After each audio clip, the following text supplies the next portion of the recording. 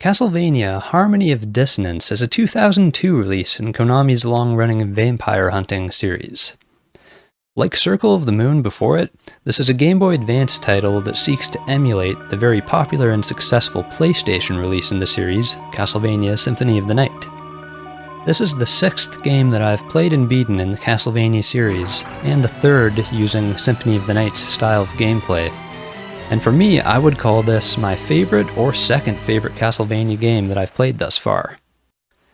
I feel like the individual aspects of this game, whether it's the visuals, the audio, the narrative style, the gameplay experience, what have you, they all come together in a very cohesive way that makes the overall experience incredibly strong and incredibly effective for the horror genre. Harmony of Dissonance begins weaving its spell right away with its story narrative. Immediately when you jump into this game, you're met with a mystery. You're given a collection of events in the story synopsis, and it's clear right away that something is amiss. You're not being given quite all of the information. Some details are being left out due to a certain character's memory problems. This kind of mystery is perfect for the horror genre, and perfect for the Dracula story. The main protagonist of this game that you play as, and forgive me if I mispronounce his name, I just don't know how it's pronounced, so I'll probably mispronounce it frequently. But his name's Just. Just's friend, Maxim, has memory problems about their friend Liddy disappearing.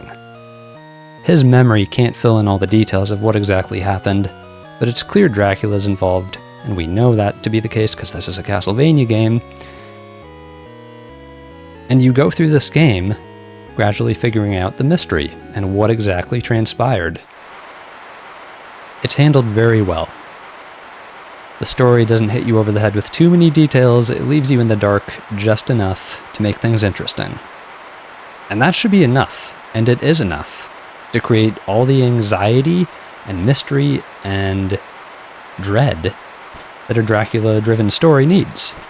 Mystery, like the one that begins this game's narrative, is a fantastic plot device for horror, because the human mind constantly wonders about things it doesn't know, and mystery is great for amplifying feelings like anxiety and fear, which horror is associated with. So I was very glad to see that this game's story begins with a very mysterious circumstance. To begin discussing the gameplay, I'll start by saying that there is a large castle in this game to explore, just like there was in Symphony of the Night and Circle of the Moon. Harmony of Dissonance has a massive map for the player to explore. The castle in this game is a gigantic labyrinth, and it's pretty fun to explore it, but also a little bewildering at times.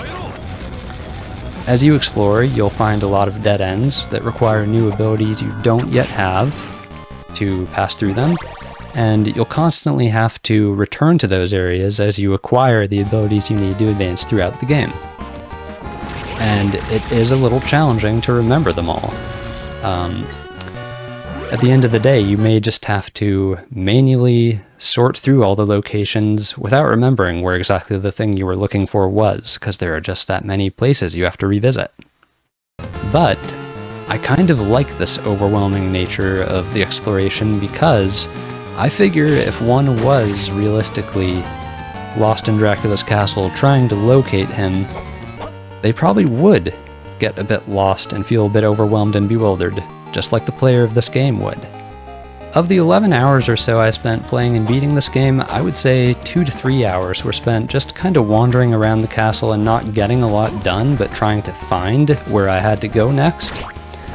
And that could be criticized as poor game design and poor direction, but I'm inclined to actually call it okay for this game, specifically due to the plot and the nature of the narrative. I feel somewhat willing to forgive this game's cryptic exploration, if only because Dracula's castle, from a narrative perspective, should be a very vexing, confusing, and unfriendly place to navigate. and it's a supernatural location that is steeped in a lot of magic and mystery. So it seems natural that if one were exploring such a location, they would spend a bit of time lost and wandering around confused. But to make some more practical notes on the gameplay, I do like how organic progression feels, generally. While I spent a little bit of time lost in the game, I didn't spend too much time. Progression felt pretty natural in this game. For the most part, when I encountered a dead end, I would be funneled through the encountering of more dead ends towards whatever region of the castle I was supposed to be in, and in those places I would find that I was able to progress with my current abilities. Also, the upgrade items you need to progress through those regions are nice and varied and don't fall too much into one video game-like category. In one region of the castle, you might find that Justy needs some relic that lets him jump high, or a key that lets him get through some specific door, or even a whip upgrade that lets him break some door down. It's nice and varied. It keeps things from getting too monotonous. Another note on the exploration is that Just's movement is much improved over Nathan's in Circle of the Moon. He's a lot more nimble and fast, kind of like Alucard was in Symphony of the Night. So you can dash around using the left and right trigger buttons on the GBA, and you can also move at a generally faster rate just by moving the directional pad. It makes the traversal a lot more fun. It's just great to be a more mobile character. Being able to move more freely also makes the combat more approachable and less hindered. So let's get into the combat next. Like in Symphony of the Night, Harmony of Dissonance has a leveling system granting it RPG characteristics. Now, I never had to level grind deliberately to deal with the difficulty of this game. I felt it was very well balanced in the difficulty department. However, the leveling system is there if you do need to make things a little easier, and that's nice to give people a more customizable experience. Just level Juicy up a bit, and then you'll struggle less. As I made my way to each new area of the castle, I always felt a little on edge because the enemies found in each area are scaled up in a way that keeps you on your toes. They're not too difficult, but they're not so easy that you can let your guard down. And on a few occasions, I even had to run for my life, just run away from the battle with whatever enemy I encountered because I couldn't handle it. And I like that. Stimulating the flight or fight response is also great for the horror genre. I also feel that all of the equipable things in this game offer a lot of fun complexity to experiment with. There's enough variety of the things the player can equip without the experience being burdensome to manage all of those things. So Juste has various whip upgrades, some of which will reference older whip upgrades found in other previous Castlevania games. I found one that allowed me to shoot fireballs from the whip, which is something I found in another old Castlevania game I played, Belmont's Revenge, just previously, before this one. Justy can equip things from multiple classes of equipment, so he can equip body pieces, head pieces, cloaks, rings, various things from the category called goods, and there's a good amount of flexibility in how you can equip him.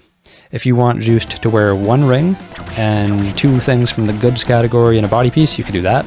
Or you can outfit him with two rings and a headpiece and a body piece. You make your mind up. Player decides. And that's great. The familiar sub-weapons from the Castlevania series also return in this game, and I was very happy to see those return. You'll find such familiar weapons as the holy water, the axe, the knife, and so on. And they all work very well. And what also works well is the magic that the player can combine with sub-weapons in this game. So if you use the sub-weapons on their own, they're going to consume hearts, which is familiar, that's from past Castlevania games. But you have the option, once you acquire various magical books in this game, to combine those magical tomes with any individual sub-weapon, and that creates a lot of combinations, kind of similar to the card combinations seen in Circle of the Moon, and the combinations are a blast to experiment with, very useful for a number of different situations, and I can't complain about the magic system in this game and the sub-weapons. I thought it was very well done. Sub-weapons are a Castlevania component, and the way they combine with magic is also just very true to the Castlevania series. I was glad to see a system that implements and amplifies the sub-weapons instead of replacing them. The tomes that grant Justi the ability to combine magic with sub-weapons are elemental, so you'll find one for fire, one for ice and wind, and so on.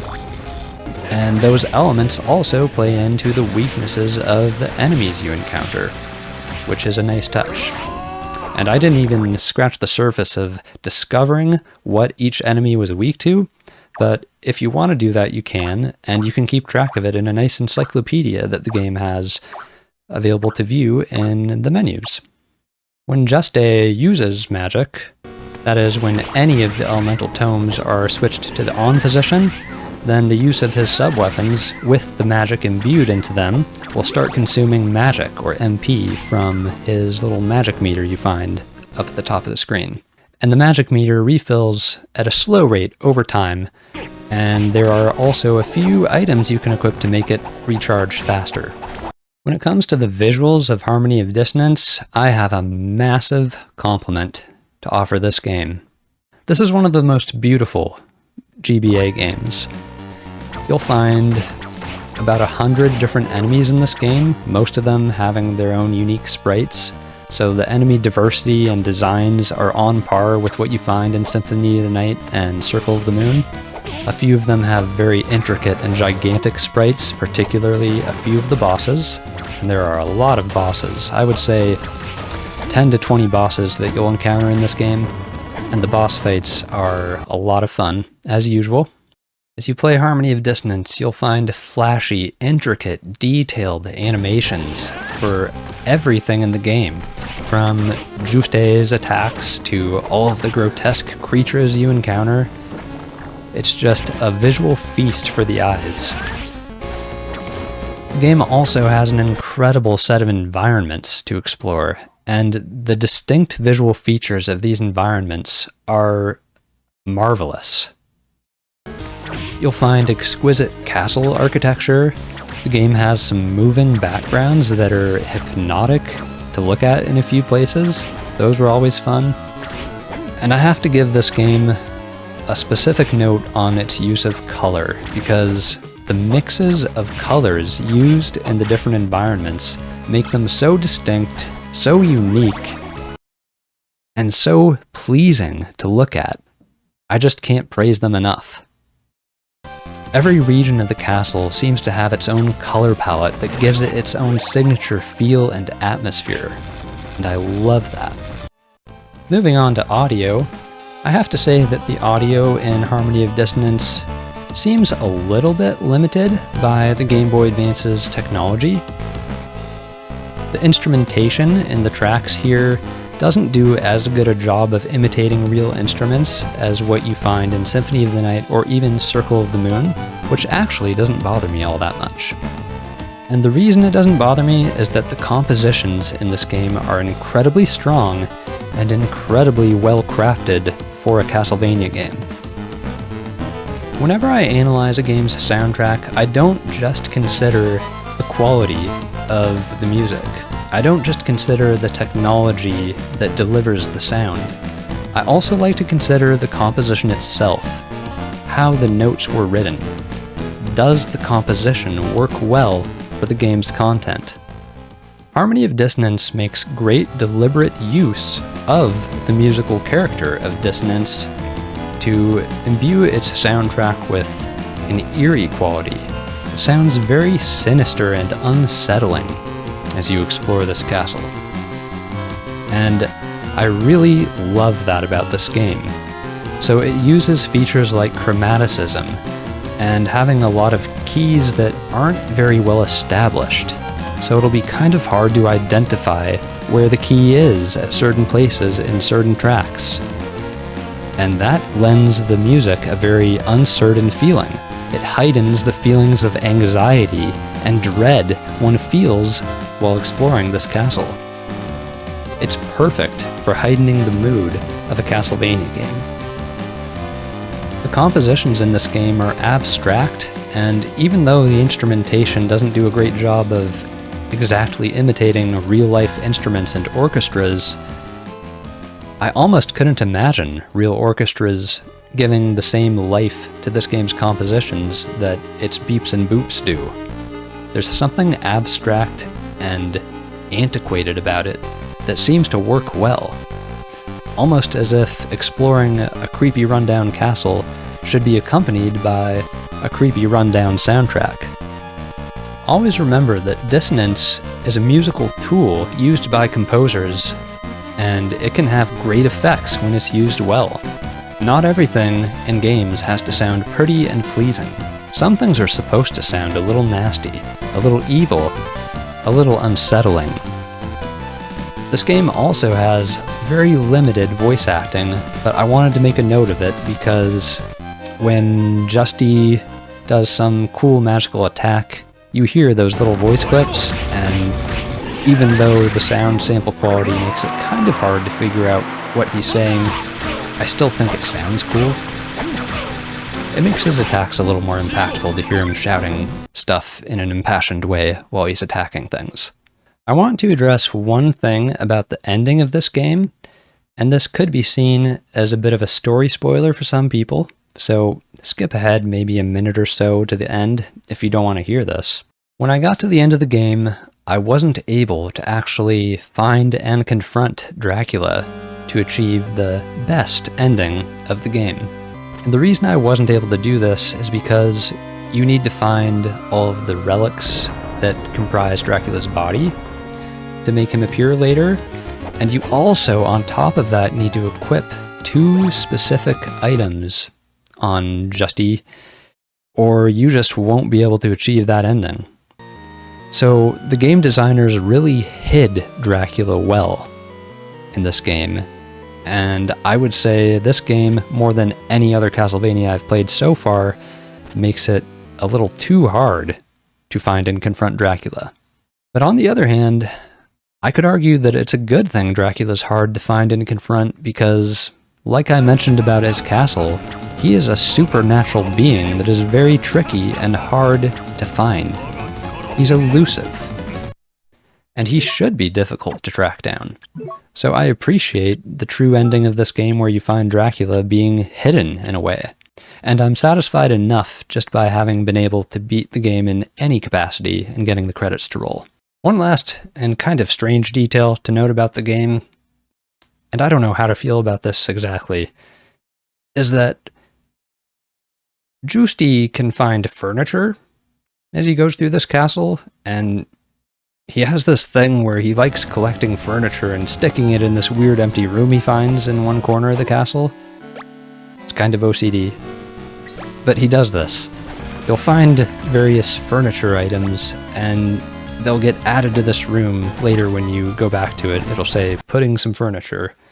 You'll put lots of furniture in this room, and it's not clear what it's for other than just giving you this room where you can go and stand around and listen to some weird music and look at a bunch of weird stuff. So if you want to do that, you can do it. It doesn't add much to the game. It also doesn't detract much. It's just there. I guess it's nice that Juste has a little place he can rest and take repose from all the supernatural terrors trying to kill him as he goes through Dracula's castle. There are also some pretty funny descriptions of this furniture accessible in the menu, so check that out if you want to laugh. I feel like Harmony of Dissonance is an excellent Castlevania game, and I would wholeheartedly recommend this game with no hesitation to any fan of Symphony of the Night or Circle of the Moon. Fitting its name, I feel like Harmony of Dissonance does a great job of wrapping all of its individual components together in a harmonious way. I would argue that it's one of the most atmospherically cohesive Castlevania games. Everything from the story narrative to the gameplay experience to the music seems designed to make the game eerie, unsettling, and full of dread. And those kinds of traits are perfect for a Castlevania game, and perfect for a game based on Dracula.